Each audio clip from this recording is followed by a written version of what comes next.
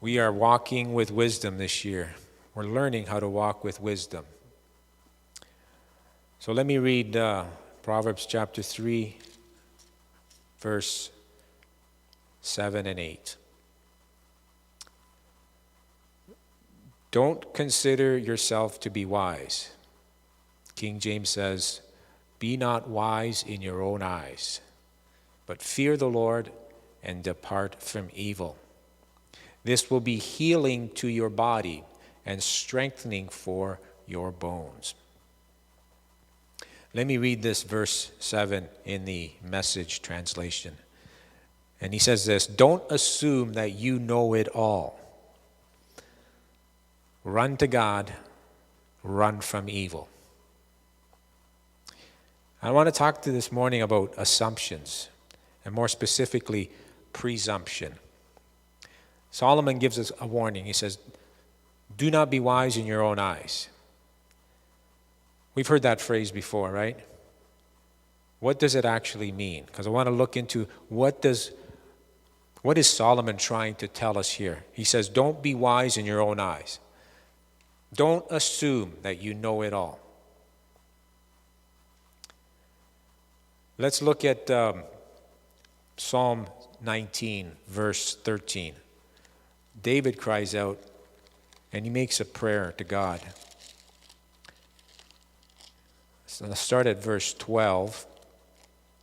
And he says, who can perceive his unintentional sins or his errors? And then he cries out to God, God, cleanse me from my hidden faults, secret sins. Not the sins done in secret, but more the sins that are hiding within me that I don't know, that I am not aware of. That's what he means. And then he says, moreover, keep your servant from willful sins. Do not let them rule over me. Then I will be innocent and cleansed from blatant rebellion or great transgression. But then another translation says this, keep back your servant also from presumptuous sins. Let them not have dominion over me. So it's interesting how David cries out, keep me from presumptuous sins. Solomon says, be not wise in your own eyes. Are the two connected? Yeah, because being wise in your own eyes is to be presumptuous. Because the word presumptuous, let's define that word presumptuous. And this is just a dictionary definition. Going beyond what is right, proper, or appropriate because of an excess of self-confidence or arrogance.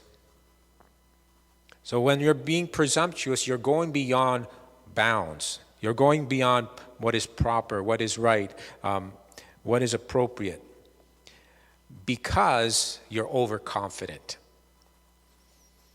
Okay? There's nothing wrong with being confident. How many know it's good to be confident? We got a whole lot of people that aren't confident, but it's good to be confident. But on the flip side, it's not good to be overconfident. Because when you get overconfident, you become arrogant and you begin to step beyond the proper bounds. The word presumption means arrogant behavior, the act of venturing beyond due bounds of reverence or respect. To presume, these are all connected words, and I just got them from the dictionary, and you can get them too. To presume, to perform or to do something without authority, to lay claim without permission. So when you presume and you're walking in presumption, you start doing things that are beyond your authority. And you start doing things that you don't have permission to do. So let's look at some examples. 2 Chronicles 26, verse 16 to 18. King Uzziah was a good king who feared God, who followed God, and as a result of his obedience to God, God prospered him, blessed him, increased his kingdom. But look at this, 2 Chronicles 26, verse 16. But when he became strong, talking about Uzziah, he grew arrogant and it led to his own destruction. He acted unfaithfully against the Lord. So, Uzziah gets strong, God blesses him, and then he gets overconfident. He becomes arrogant, and he steps beyond his authority. Look at this. He acted unfaithfully against the Lord. How? By going into the Lord's sanctuary to burn incense on the incense altar. Azariah the priest, along with 80 brave priests of the Lord, went in after him. They took their stand against King Uzziah, and they said, Uzziah, you have no right to offer incense to the Lord. Only the consecrated priests, the descendants of Aaron, have the right to offer incense. Leave the sanctuary, for you have acted unfaithfully. You will not receive honor from the Lord. So in his presumption, Uzziah got blessed, and he presumed to think that because of his position, because of his blessing, that he could go into the temple, the holy place, and offer incense. So he steps beyond his authority. He had authority to be king, but he did not have authority to be a priest. And the authority to go into the holy place to offer incense was reserved for the priests. So he steps beyond his authority. In his presumption, he steps beyond something he had no right to do. He didn't have authority to do that. Even though he was the king, the most powerful man in the nation, yet he didn't have authority to go into the holy place. He steps beyond that because of his arrogance, his presumption. What was the result? If you read further, God judges him, and he breaks out with leprosy. And he dies a leper. Okay? Cost him. Presumption cost him. Let's look at another example. Leviticus chapter 10, verse 1 to 3. Two sons of Aaron, Nadab and Abihu. They're priests. So they have authority to go into the holy place and offer incense to God. Okay? They're priests. Verse 1. Aaron's sons, Nadab and Abihu, each took his own fire pan, put fire in it, placed incense on it, and presented unauthorized fire before the Lord, or strange fire, profane fire, depending on your translation, which he had not commanded. God didn't command them to do that. What happened? Then fire came from the Lord and burned them up to death before the Lord. So now we have two guys who have authority to go into the holy place, but they don't have permission. And in their presumption, they do something without permission. God never said, you can come in. You can offer fire. He didn't give that command. They presumed that because of their authority, because of their position, they could just go in and present this fire before God. They didn't have permission. The result of their presumption, fire comes out before God and consumes them. They drop dead right on the spot. Costly mistake. Would you not agree? That cost them. Big mistake. Presumption. Okay? Presumption causes us to minimize sin. Let's look at Judges chapter 16. There's so many examples. I just kind of picked up a few just to kind of make the point. But Judges chapter 16. And we all know the story of Samson, right? Samson and Delilah. Samson was a Nazirite vow. Samson was dedicated from birth to be a Nazirite, to be Israel's deliverer. And part of that Nazirite vow was that he wasn't supposed to cut his hair. But it's also, he wasn't supposed to drink wine.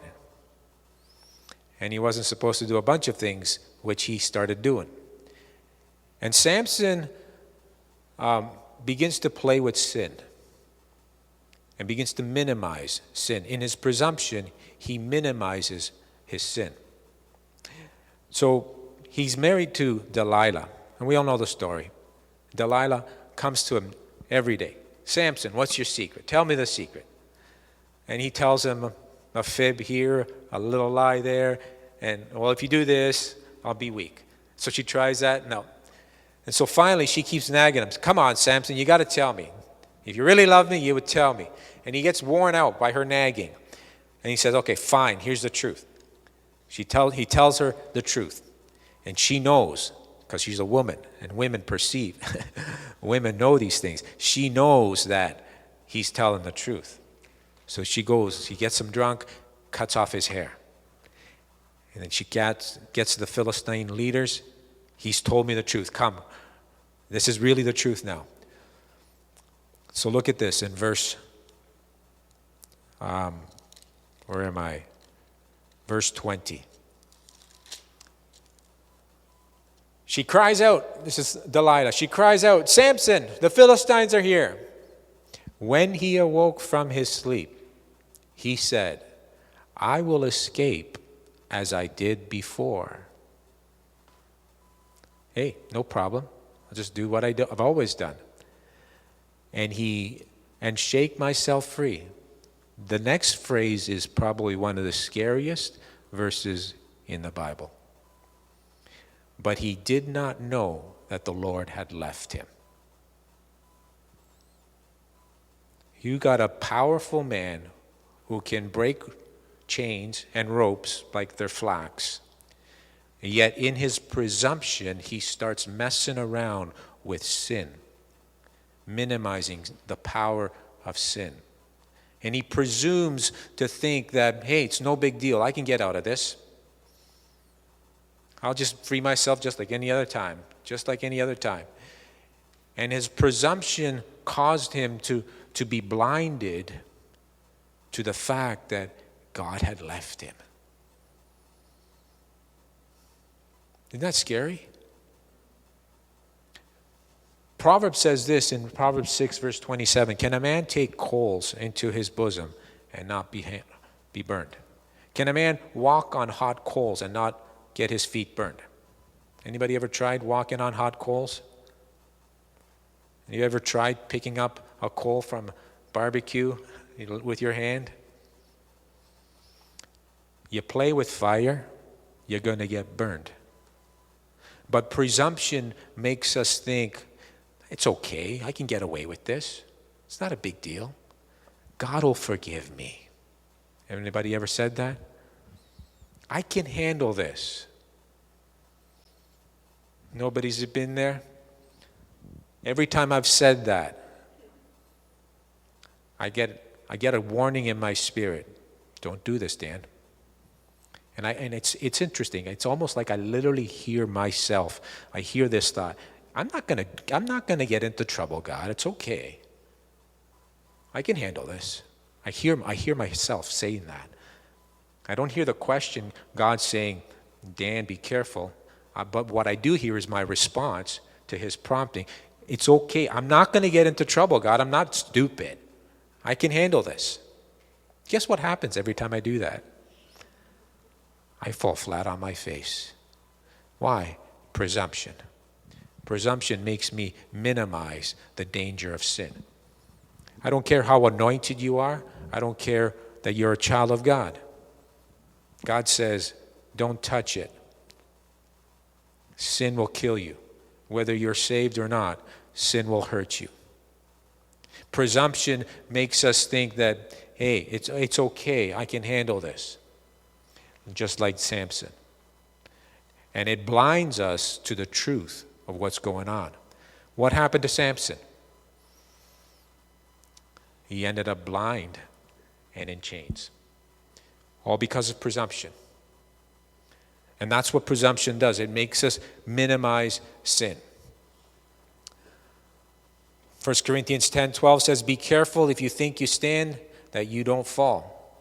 Galatians 6:1, he says, you who are spiritual, You who feel that you're the strong ones, and you see a brother who's entangled, who's fallen, pick him up, help him get up. But then he adds this warning. Paul says, but watch yourself lest you fall into the same trap.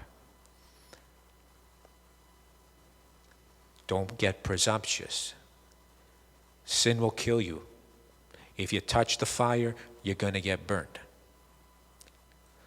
And so the warning is that's what presumption will cause us to do. So we don't want to do that. Amen?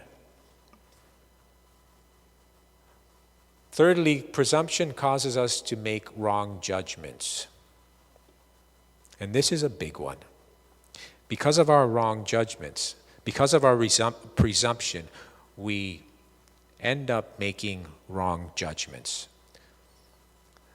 We make up wrong judgments, firstly, against God.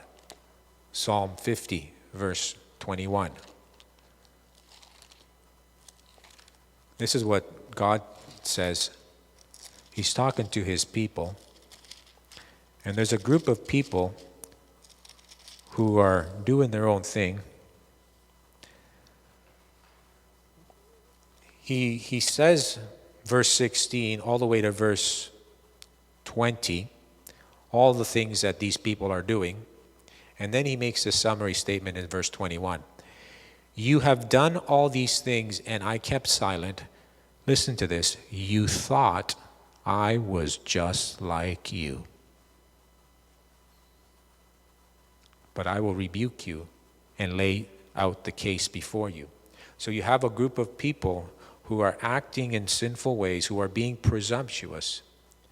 And the thinking is, God's just like me. And what they have done is they have made judgments about God that, hey, he's just like me.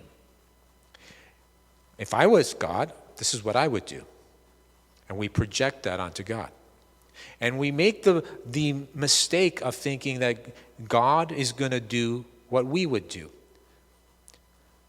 And we get into presumption. And God says, you think I'm just like you? I'm not. Isaiah 55, 8 and 9, my ways are higher than your ways. My thoughts are not your thoughts. I'm so much higher, I'm not like you. And we make the mistake of thinking that God is just like us. We make the wrong judgments through presumption. It causes us to treat God as common. Remember the Ark of God when it was captured by the Philistines, and then it was returned, and it went to the house of Abinadab. And it stayed in Abinadab's house for about 20 years. Abinadab had two sons, Uzzah and Ahio. He took care of the ark for 20 years. David becomes king, and the first thing David says, we got to bring the ark back to Jerusalem. So David consults. They get a cart, a brand new cart, put the ark in the cart, and Abinadab's sons drive the cart. The only problem was, as they're traveling and bringing the ark back to Jerusalem, the oxen come to a place and they stumble. A hiccup. And the ark is about to fall over. Uzzah, in his presumption, reaches out and touches the ark, stabilizing it to keep it from falling over. The only problem was that as soon as he touched the ark, God killed him. Because the ark was sacred and holy, and Uzzah got presumptuous, and treated what was holy as something common. He got familiar, and God became like a buddy. And he lost his respect for God. And so he began to touch something that he shouldn't have, treated something sacred as common. He stepped beyond that bounds, and his presumption caused him to bring God down to his level. And it cost him his life. Look at this. We make judgments toward others. James chapter 2, verse 1 and 4. In our presumption, We look at the outwards and we start making judgments. Before I get to James, remember Samuel, who was called by God to anoint King David? Go to Jesse's house and anoint the next king. Get all his sons before you, and I'm going to show you the next king. Samuel looks at the firstborn, Eliab. Huge. Oh boy, he's a tall boy. Strong, muscular. That's the guy. Nope, that's not him. And he goes down the list, and each one, nope, that's not him. Samuel was being presumptuous because he was looking on the surface, and he was judging by appearance, and he was coming to the wrong conclusion. James chapter 2, verse 1, my brothers, do not show favoritism as you hold on to the faith in our glorious Lord Jesus Christ. For example, a man comes to your meeting wearing a gold ring and dressed in fine clothes, and a poor man dressed in dirty clothes also comes in. So you have two guys, one rich, one poor. One's got a three-piece suit on, decked out jewelry. He's rich. He's going to be a generous tither. He's going to put money into the church. We need this guy. Hey, you, come over here. You sit here, place of honor. Other guy comes in. He smells bad, unshaven, dirty. You're not gonna contribute much to the church. You sit over there, buddy. That's what James is saying. Presumption causes us to make unrighteous judgments about people. We start looking at people on the outward appearance, and we make judgments because of our presumption. And how many know 9 times out of 10 those judgments are wrong?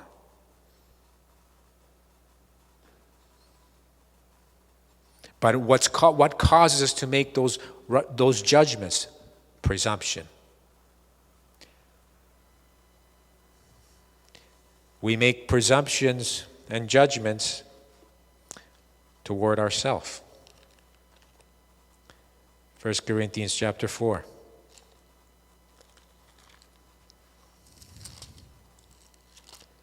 Look at what Paul says in verse 3. It is of little importance to me that I should be evaluated by you or by any human court. In other words, I don't give a rip what you think about me. That's what Paul is saying. You got an opinion? It doesn't matter. I don't care. Because I'm not standing in trial. I'm not standing in front of you. You're not my judge. But look at what he says, though. I don't even evaluate myself. For I am not conscious of anything against myself, but I'm not justified by this. The one who evaluates me is the Lord. Paul was not being presumptuous. Okay, I'm looking at my heart. I don't see anything. I'm not aware of anything. I think I'm okay with God.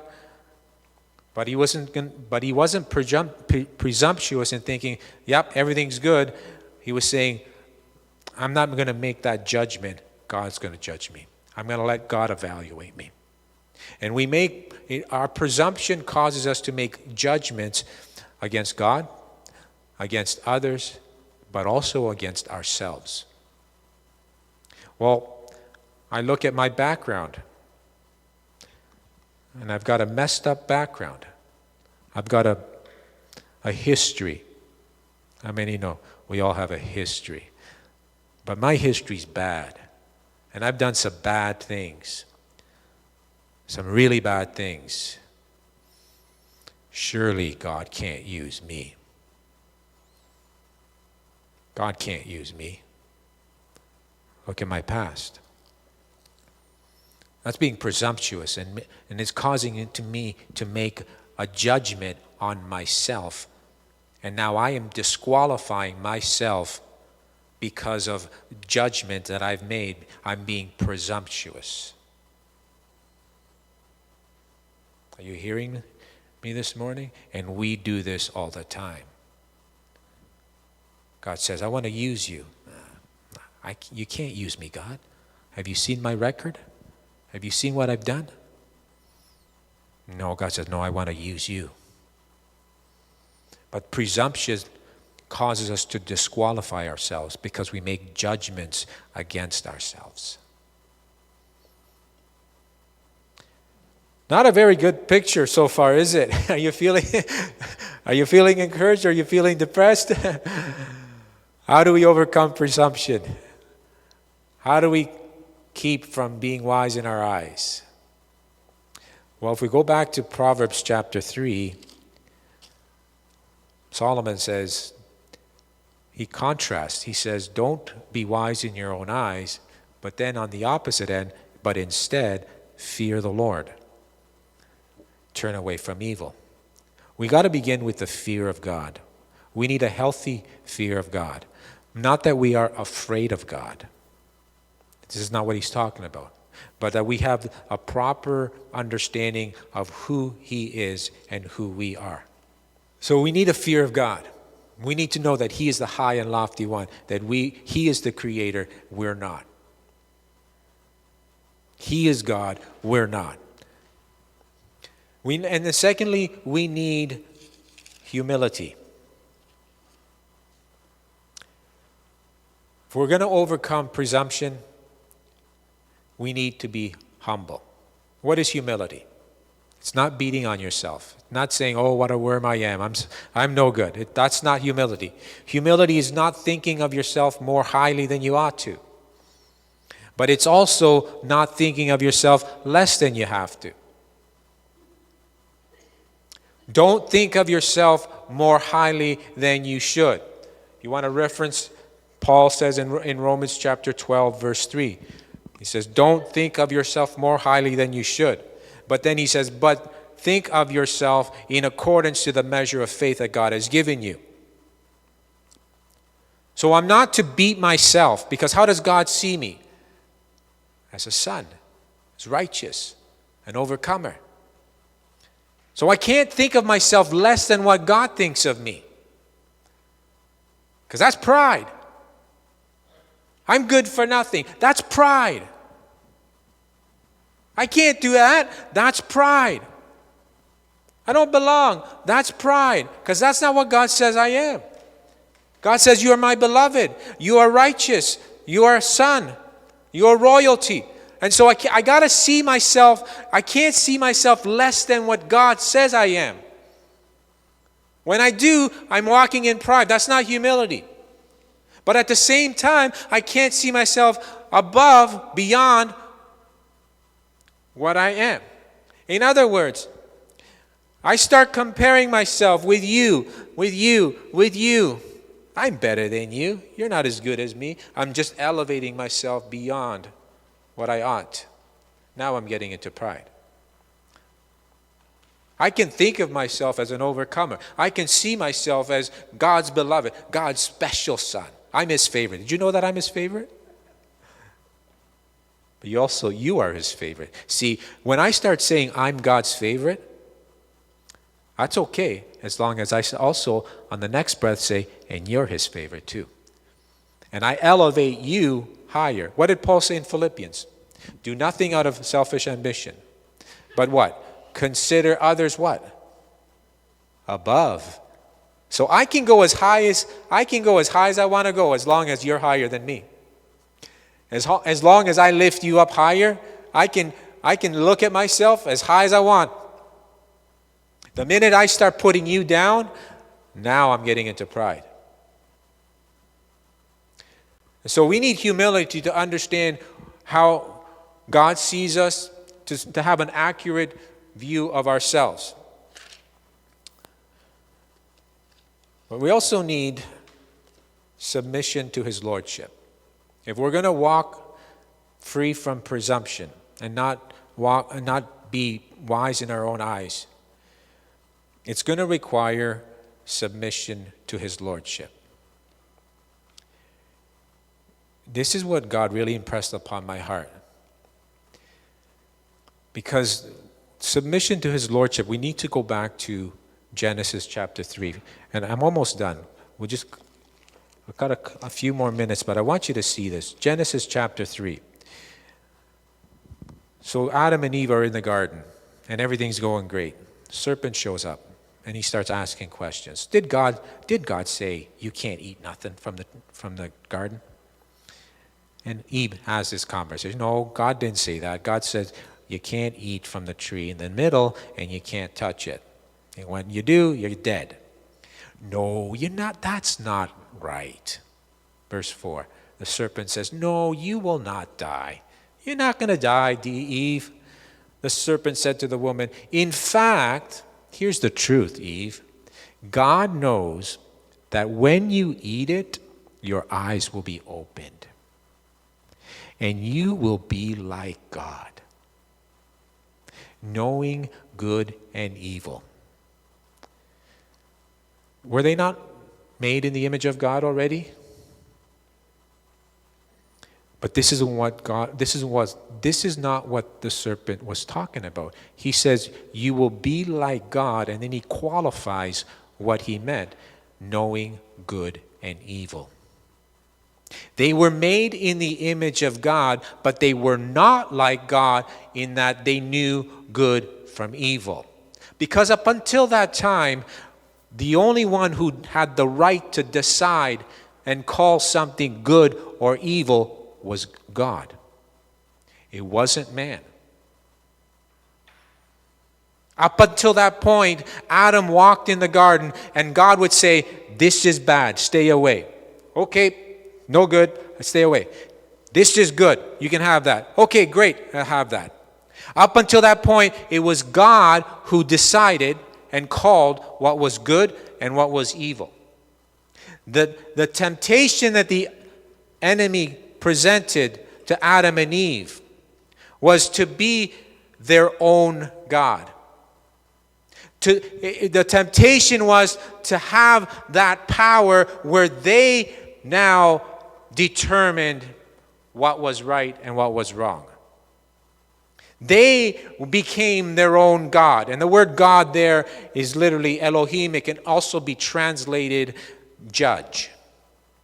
One of the words that word Elohim, it's translated God, gods, but it can also be translated judge. So you will be like a judge where you decide what's right and wrong.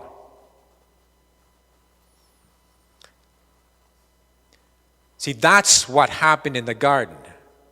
Adam and Eve believed the lie that they had the right to determine for themselves what was right and wrong. They decided what they were going to do, what was right, what was wrong, what was good, what was evil.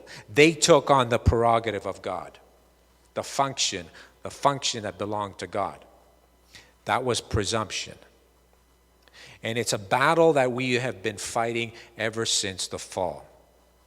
And our biggest struggle is self-determination. We want to rule our lives.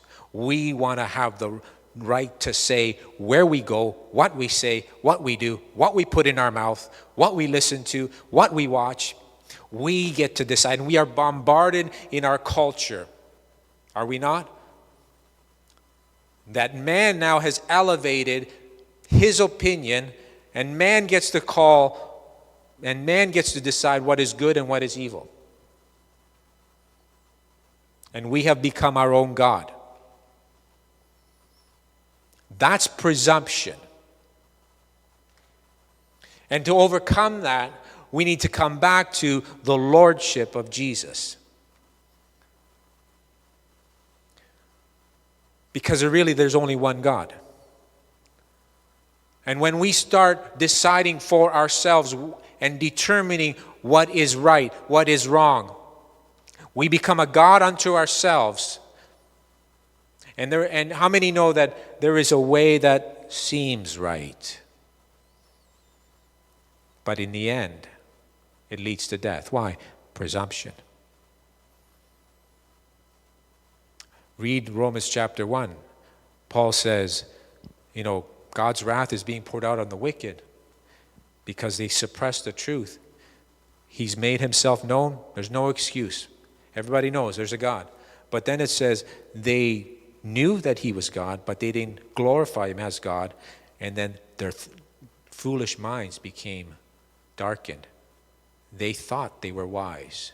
Hey, we can determine for ourselves what is right for me. I can decide what's best for me. Really? Do you really know what's best for you? Do you really know what's best for you? That's presumption.